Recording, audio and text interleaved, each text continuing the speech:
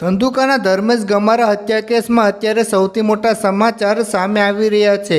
જે આરોપીઓએ આખા ગુજરાતને હચમચાવી દીધું હતું તે રિઝવાન અને સમીરના 2 દિવસના પોલીસ રિમાન્ડ આજે પૂર્ણ થઈ ગયા છે। પોલીસે 14 દિવસની માંગણી કરી હતી, પરંતુ કોર્ટે માત્ર 48 કલાક આપ્યા હતા।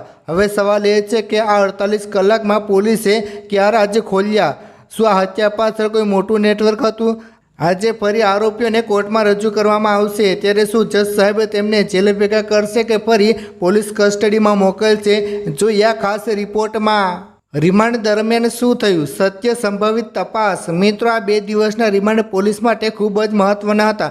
સૂત્રોના જણાવ્યા અનુસાર પોલીસે આ સમયગાળા દરમિયાન આરોપીને ઘટનાસ્થળે લઈ જઈને ક્રાઇમ સીન રિકન્સ્ટ્રક્શન કર્યું હતું। હથિયારની રિકવરી। શું જે છરીથી ધર્મેશ પર હુમલો થયો હતો તે મળી આવી છે? પોલીસે આરોપીના મોબાઈલ કોલ ડેટા તપાસ્યા છે।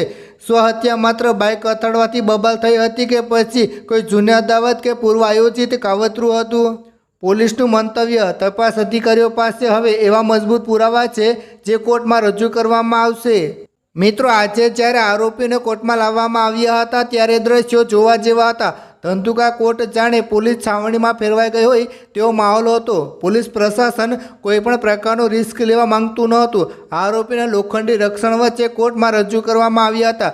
લોકોમાં ભારે રોષ છે, પરંતુ પોલીસની સતર્કતાને કારણે સ્થિતિ કાબૂમાં છે। કોર્ટમાં દલીલોનું દ્રશ્ય, કાલ્પનિક અંદાજ। મિત્રો, હવે કલ્પના કરો કે કોર્ટરૂમની અંદર શું થઈ રહ્યું હશે। સરકારી વકીલની દલીલ, સાહેબ, આરોપીઓએ કરેલો ગુનો ક્રૂર છે। આ 2 દિવસમાં અમને ઘણા નવા વળાંકો મળ્યા છે। અમને હજુ પણ શંકા છે કે આમાં કોઈ ત્રીજી વ્યક્તિ સામેલ હોઈ શકે છે, તેથી અમને વધુ રિમાન્ડની જરૂર છે। બચાવ પક્ષના વકીલ, પોલીસે ઓલરેડી પૂછપરછ કરી લીધી છે, હવે રિમાન્ડની જરૂર નથી। આરોપીઓને જ્યુડિશિયલ કસ્ટડીમાં મોકલવામાં આવશે।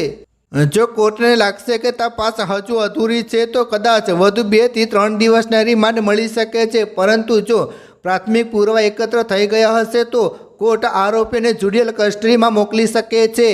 હવે આગળ શું થઈ શકે છે? સંભવિત ફેસલો, જો આજે કોર્ટ આરોપીને જેલ હવાલે કરે તો પોલીસ હવે ચાર્જશીટ તૈયાર કરવા પર ધ્યાન આપશે। લોકોની માંગણી છે કે આ કેસ ફાસ્ટ ટ્રેક પર કોર્ટમાં ચાલે, જેથી ધર્મેશના પરિવારને વહેલી તકે ન્યાય મળે। જો ગુનો સાબિત થાય તો આરોપીને આજીવન કેદ કે ફાંસી સુધીની સજા થઈ શકે છે। સામાજિક શાંતિ, પ્રશાસન માટે અત્યારે સૌથી મોટો પડકાર ધંધુકામાં શાંતિ જાળવી રાખવાનો મહત્વનો છે। ધર્મેશ ગમારાના પરિવારને ન્યાય મળે તે માટે આખું ગુજરાત પ્રાર્થના કરી રહ્યું છે। પોલીસની આ કાર્યવાહી અને કોર્ટના સંભવિત ફેસલા વિશે તમારું શું માનવું છે? શું આરોપીને ફાંસીની સજા થવી જોઈએ કે નહીં? તમારા મંતવ્યો નીચે કમેન્ટ બોક્સમાં જરૂર જણાવો, અને જેમ બને તેમ આ વિડીયો શેર કરો, લોકોને દેખાડો, જેથી કરીને બધાને જાણ થાય। ખાસ નોંધ, આ વિડીયો કાલ્પનિક હોઈ શકે છે। આવું કંઈ આજે કોર્ટમાં બન્યું નથી, તેથી માત્ર મનોરંજન માટે આ વિડીયો જુઓ।